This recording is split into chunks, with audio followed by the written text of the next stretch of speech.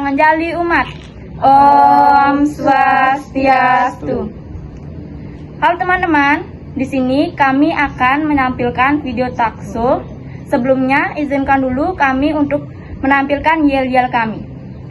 Stop bullying, be kind, and stay healthy.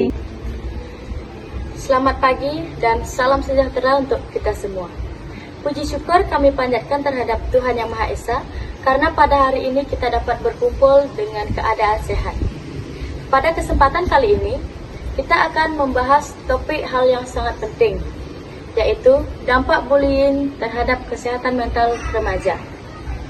Dalam nilai agama dan etika, kita diajarkan untuk tidak saling menyakiti, namun saling menghargai.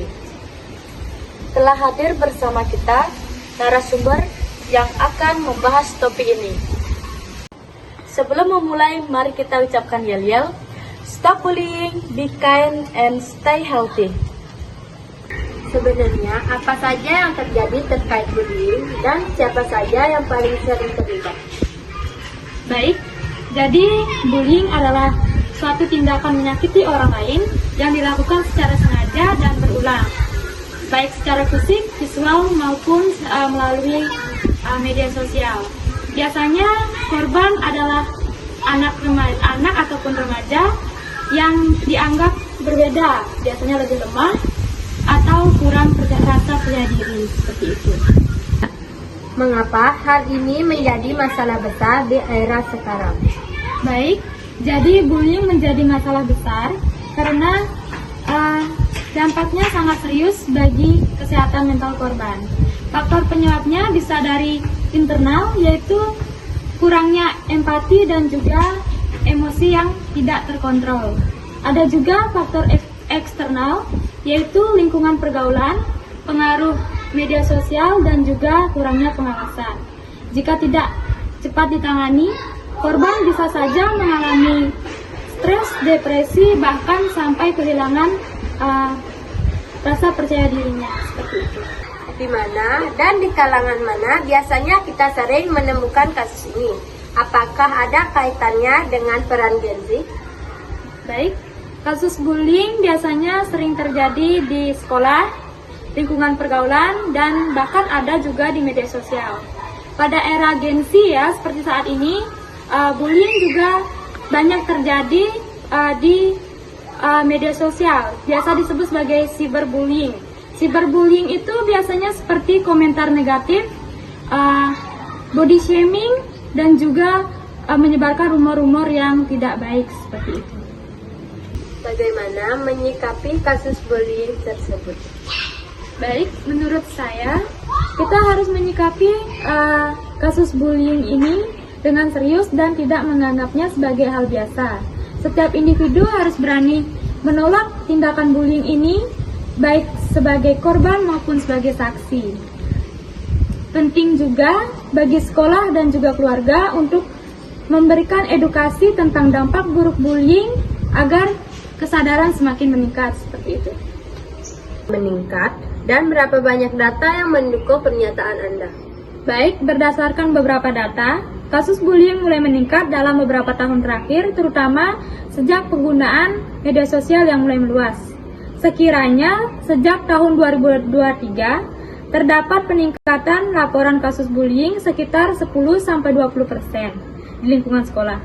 Selain itu, survei juga menunjukkan bahwa sekitar 1 dari 3 siswa pernah mengalami bullying, baik secara langsung maupun melalui media sosial.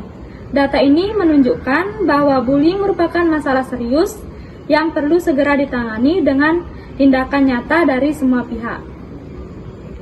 Bagaimana dampak nyata masalah ini terhadap kesehatan fisik, mental, maupun kehidupan sosial korban? Baik, bullying memiliki dampak yang sangat serius. Baik dari sisi fisik, korban bisa mengalami luka, kelelahan, bahkan gangguan tidur karena stres.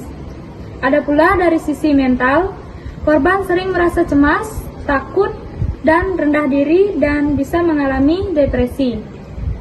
Dalam kehidupan sosial, korban cenderung menarik diri, sulit percaya pada orang lain, dan kesulitan bergaul. Jika dibiarkan, Hal ini bisa mengganggu kebugaran tubuh dan kesehatan mental secara keseluruhan, seperti itu. Secara moral dan agama, bagaimana kita memandang masalah ini? Baik, dalam pandangan etika dan agama, bullying adalah perbuatan yang tidak baik karena menyakiti orang lain, baik secara fisik maupun perasaan. Setiap agama mengajarkan untuk saling menghargai, berbuat baik dan menjaga lisan serta tindakan. Bullying melanggar nilai adab dan tanggung jawab sebagai sesama manusia. Oleh karena itu, kita harus menjauhi perilaku tersebut dan saling membantu serta melindungi teman yang menjadi korban seperti itu. Lalu, bagaimana cara mencegahnya agar tidak meluas? Apa solusi dan tindak lanjutnya? Baik, langkah pencegahan bullying antara lain yang pertama, menumbuhkan rasa empati dan saling menghormati. Yang kedua, berani menolak dan tidak ikut-ikutan melakukan bullying. Yang ketiga, melaporkan kejadian bullying kepada guru atau orang dewasa yang terpercaya. Yang keempat, sekolah perlu membuat aturan tegas dan melibatkan sanksi bagi pelaku. Kelima, mengadakan sosialisasi atau edukasi tentang bahaya bullying. Dan yang terakhir, memberikan dukungan kepada korban agar tidak merasa sendirian. Baik, apakah teman-teman ada yang bertanya? Mengapa bullying sering terjadi di lingkungan sekolah? Baik, bullying sering terjadi karena kurangnya pengawasan, adanya perbedaan antar siswa, serta keinginan pelaku untuk terlihat kuat dan berkuasa. Selain itu, kurangnya pemahaman tentang dampak bullying juga menjadi penyebab utama. Apa yang harus dilakukan jika kita melihat teman dibully? Baik, kita harus berani membantu korban, tidak ikut mendukung pelaku dan segera melaporkan kepada guru dan pihak sekolah. Memberi dukungan moral kepada korban juga sangat penting agar mereka tidak merasa sendirian. Bagaimana cara membantu korban bullying agar bisa kembali percaya diri? Baik, kita bisa membantu korban dengan memberikan dukungan moral, seperti mendengarkan cerita mereka dan tidak menghakimi. Selain itu, ajak mereka untuk bergaul kembali dan ikut kegiatan positif. Penting juga untuk melibatkan guru atau orang tua agar korban mendapatkan bantuan yang lebih tepat. Dengan dukungan lingkungan, korban bisa perlahan kembali percaya diri. Dari hasil diskusi hari ini dapat disimpulkan bahwa bullying memiliki dampak negatif pada kesehatan fisik, mental, dan sosial. Bullying juga bertentangan dengan nilai etika dan agama. Oleh karena itu, diperlukan kesadaran bersama untuk mencegah dan mengatasi bullying melalui edukasi. Demikian talkshow kita hari ini tentang dampak bullying. Semoga apa yang telah kita bahas dapat menambah wawasan dan membuat kita lebih peduli terhadap sesama.